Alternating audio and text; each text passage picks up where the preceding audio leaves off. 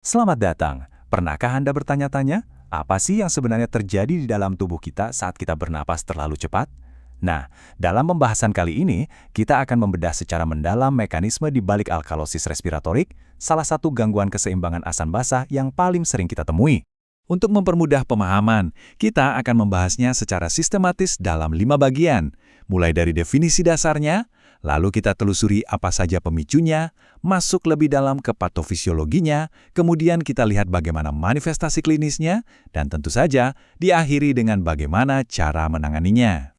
Oke, mari kita mulai dari bagian pertama. Di sini, kita akan meletakkan fondasi pemahaman kita, yaitu apa itu definisi fundamental dan prinsip-prinsip kimia yang menjadi inti dari alkalosis respiratorik. Jadi, secara definisi, alkalosis respiratorik ini ditandai oleh dua temuan utama dari hasil analisis gas darah.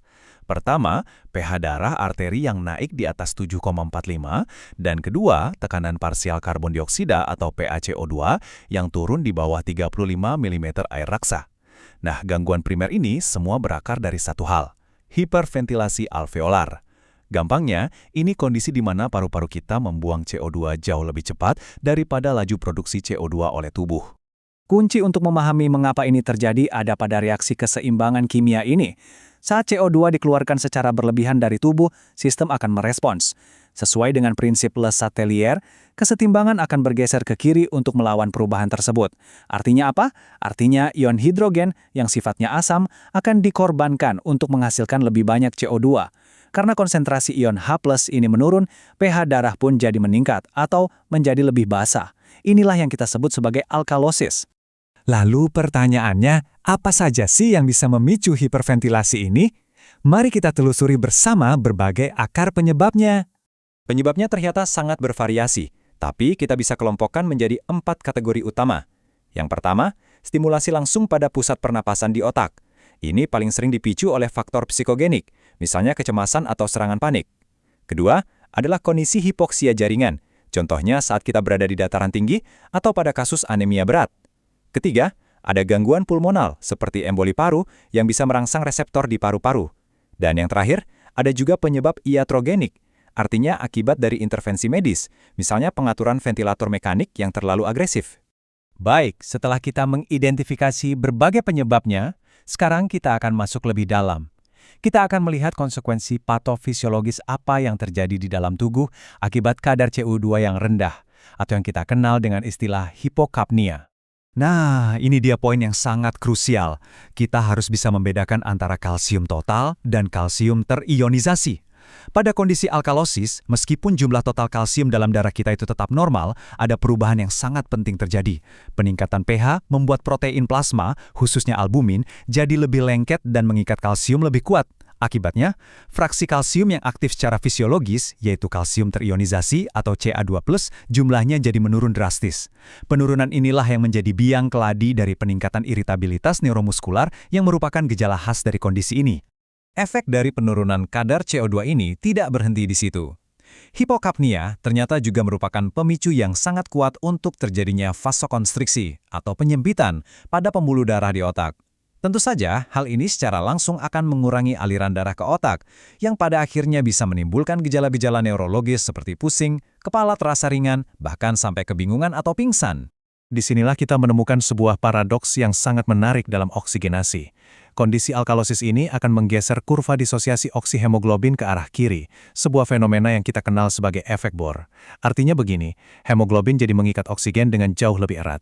Jadi, meskipun saturasi oksigen di arteri mungkin terlihat tinggi, oksigen ini justru menjadi sangat sulit untuk dilepaskan ke jaringan-jaringan yang membutuhkannya. Akibatnya bisa terjadi hipoksia di tingkat seluler. Tentu tubuh kita tidak tinggal diam menghadapi ketidakseimbangan ini. Selanjutnya, kita akan analisis bagaimana tubuh kita berusaha untuk melakukan kompensasi dan apa saja tanda-tanda klinis yang muncul sebagai akibat dari seluruh perubahan fisiologis yang sudah kita bahas tadi. Jadi, tubuh kita itu punya respon kompensasi 2 tingkat. Respon pertama itu sifatnya akut dan terjadi secara segera melalui mekanisme penyangga intraseluler. Ion hidrogen H+ akan bergerak keluar dari sel untuk mencoba menetralkan alkalosis di darah. Sebagai gantinya, ion kalium K+ akan masuk ke dalam sel. Efek sampingnya ini bisa menyebabkan hipokalemia. Nah, respon kedua adalah kompensasi kronis yang dilakukan oleh ginjal. Ini mekanismenya lebih lambat, tapi jauh lebih kuat. Prosesnya dimulai dalam 6-12 jam, di mana ginjal akan meningkatkan pembuangan bikarbonat HCO3- untuk menormalkan kembali pH darah. Semua perubahan internal ini kemudian akan bermanifestasi sebagai gejala klinis yang khas dan progresif. Seringkali, gejalanya dimulai dari gangguan sensorik seperti pusing dan parestesia. Itu adalah rasa kesemutan atau kebas, terutama di area sekitar mulut dan di ujung-ujung jari. Kalau kondisi hipokapnia ini terus berlanjut, gejalanya bisa berkembang menjadi lebih parah, seperti tanda-tanda neuromuskular berupa spasme karpopedal hingga tetani, yang semuanya ini terjadi akibat hipokalsemia terionisasi yang sudah kita bahas sebelumnya. Oke, kita sampai di bagian terakhir. Setelah memahami semua prosesnya, sekarang mari kita diskusikan prinsip-prinsip manajemennya, dan kita simpulkan poin-poin terpenting dari seluruh analisis kita. Perlu diingat, prinsip utama dalam manajemen alkalosis respiratorik bukanlah fokus mengejar angka pH-nya, bukan, melainkan fokus untuk mengidentifikasi dan mengoreksi apa penyebab utama dari hiperventilasi itu sendiri.